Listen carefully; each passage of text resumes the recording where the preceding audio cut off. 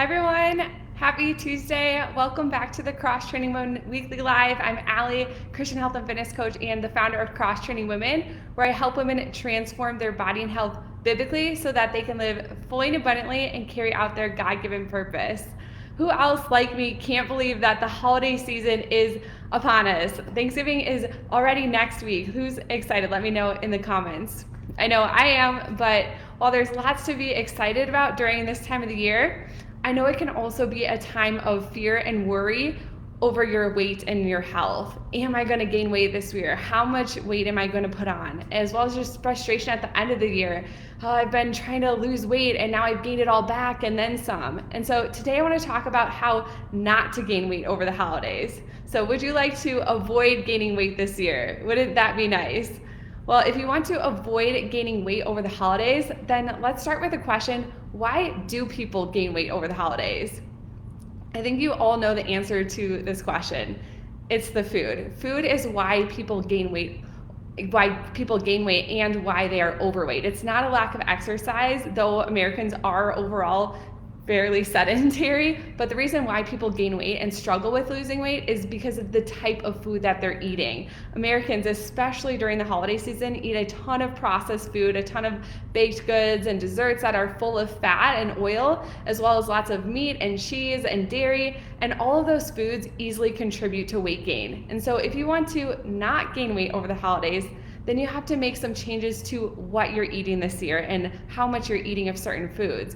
Otherwise, if you just continue to eat the same way that you have in the past over the holidays, you're going to continue to get the same results, weight gain. But just because you have to make some changes, it doesn't mean that you still can't enjoy the holiday season or still enjoy delicious foods. For one, even though food is a big part of our holiday traditions, it's really not about the food. It's more about getting together with family and friends. I mean, Thanksgiving, it would not be the same if you were eating your feast by yourself. It wouldn't be as much fun or enjoyable, would it?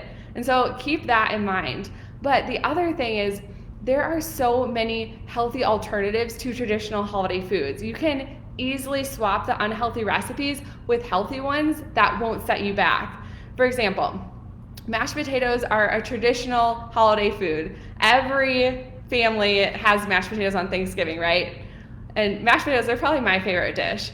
Well, traditionally in America, mashed potatoes are made with a ton of butter and or sour cream or cream cheese or cream, and that dramatically changes the amount of calories and fat that you're eating. Instead of eating a very healthy, very low calorie, virtually fat-free food, potatoes are essentially fat-free, you now made it unnecessarily calorie dense and fat dense and harmful to your health. I was looking at my grandma's Thanksgiving mashed potato recipe this morning, and her recipe calls for 5.5 pounds of potatoes with one stick of butter, 1 package of cream cheese, 1 cup of cream in her recipe. Well, did you know that 1 stick of butter has 800 calories, and all of those calories come from fat and is predominantly saturated fat? And a package of cream cheese also has 800 calories and is over 90% fat, and most of that is saturated fat. And 1 cup of heavy cream also has 800 calories and is 90% fat. All of that are mostly coming from saturated fat. And so instead of being a very low calorie food, about 310 calories per pound, that's about how many calories potatoes are per pound, you now turned it into 746 calories per pound. So you more than doubled the calories, and all of those calories are coming from fat. And so it went from this healthy weight loss food to an unhealthy weight gain food.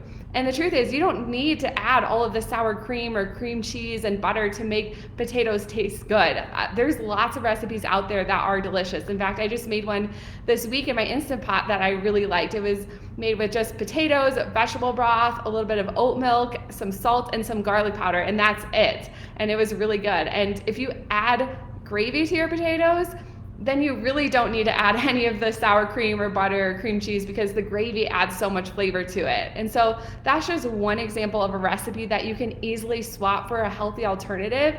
But the same goes for stuffing, green bean casseroles, sweet potato casseroles, dinner rolls, cranberry sauce, pumpkin pie, apple pie.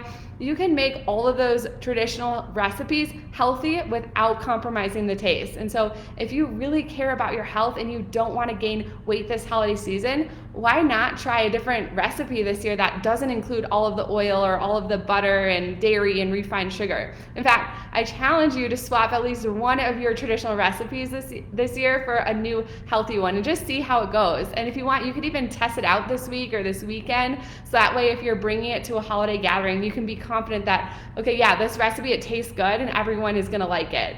I know I sent out an email last week to my subscribers with several Thanksgiving recipes that I've made in the past and really liked, as well as a couple of new ones that I haven't tried yet that I would like to. And so if you need some ideas or some healthy food swaps and you're maybe not on my email list or you haven't gotten that email, just comment below and I can send it to you. Or if it's too late for you to start trying and testing different Thanksgiving recipes, right now, start trying and testing different recipes that you normally make during Christmas. I know, my family, we always made pancakes and French toast Christmas morning, and a lot of times we would even have like cinnamon rolls or even monkey bread.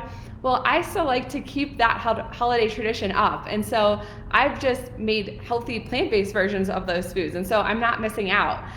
Or Christmas Eve, a lot of times we do a lasagna. Well, now we just make a plant-based lasagna that's really good. And so whatever dish you love and is tradition for you and your family on the holidays, just start exploring some healthy alternatives and try a new recipe. And let me know in the comments if you're gonna take on my challenge and you're gonna try a new recipe this year. Like I said, if you want any of my Thanksgiving recipes, just comment below and I'd be more than happy to share them with you.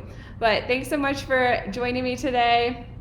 Hey Callie, thanks for joining. Yeah, so many good healthy options out there. But I hope this video kind of helps motivate you and to make your holiday season healthier and just help you avoid gaining the dreaded holiday weight this year. But I hope you guys have a great rest of your week, and I will see you guys back here next Tuesday at 12 p.m. Central. Bye.